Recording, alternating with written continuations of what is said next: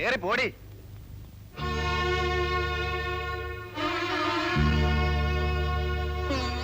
അപ്പുകുട്ടനല്ലേ? ഓ തന്നെ. കുറെ കാലമായി ഞാനിത് സഹിക്കുന്നു. ഇനി എന്നെ കൊണ്ടിത് പറ്റില്ല. ഞാൻ പോവുക. എന്താ ചേച്ചി? എവിടെ? എല്ലാം അവള് തന്നെ പറയും. രാധാമണി, ഞാൻ പോകുന്നു. അപ്പുകുട്ടൻ ദേഷ്യപ്പെട്ടു പോവുകയാണോ? അല്ല, എനിക്ക് പരമ സന്തോഷ. ഒരു തെറ്റ് ഞാൻ ചെയ്തു. നിങ്ങളുടെ മോളെ ഞാൻ കെട്ടി. ഒരു കൊച്ചുവായി.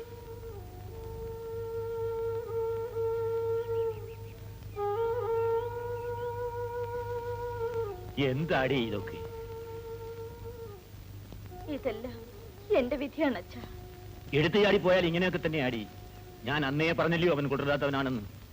ഓ, വലിയ സ്നേഹമായിരുന്നല്ലോ. സ്നേഹം അനുഭവിച്ചൂടി. പോയി വിളിച്ചോണ്ടു വാ ഉണ്ണി. വേണ്ട, കുറച്ച് കഴിയുമ്പോ താനേങ്ങി വരും.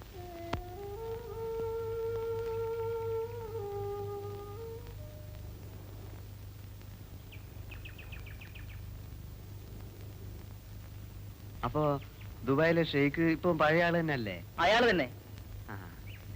അവിടുന്ന് അയാൾ ആളുകളൊക്കെ പറഞ്ഞു വിടുകയെന്ന് കേട്ടല്ലോ. അത് സ്പോൺസർഷിപ്പ് ഇല്ലാത്തവരല്ലേ?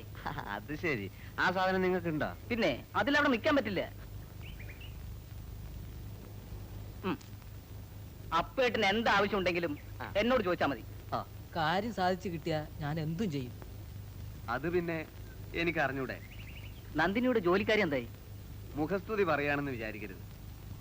നന്ദിനി സാറിനെ പറ്റി എപ്പോഴും ചോദിക്കും.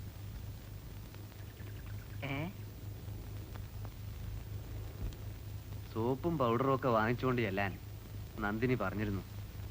ഒരു 20 രൂപയും കൂടി ഉണ്ടാവുമോ? പിന്നെന്താ?